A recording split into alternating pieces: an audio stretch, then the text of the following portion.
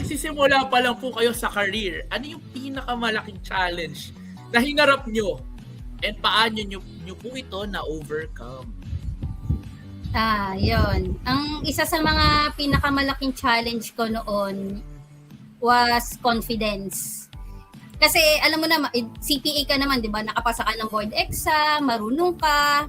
Pero minsan parang feeling mo hindi ka pa rin enough, parang ganon. So yung confidence kasi hindi marami naman din nagsabi na medyo baby face. Wala naman siguro. Yes. Totoo naman. So parang pag sinabi kong kahit sabihin ko na may 20 plus experience na ako as a CPA, parang medyo nagda-doubt pa rin sila. Dahil hindi nga din siguro nakikita masyado yung confidence ko. Parang ganon.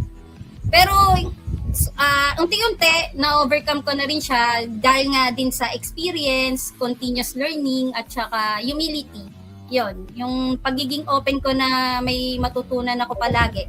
Tapos hindi ko din iniisip na kailangan ko maging perfect niya kasi minsan perfectionist tayo, minsan 'di ba ayaw natin magkakamali. Kailangan ko lang din iniisip ko na lang kailangan ko maging responsible at willing matuto.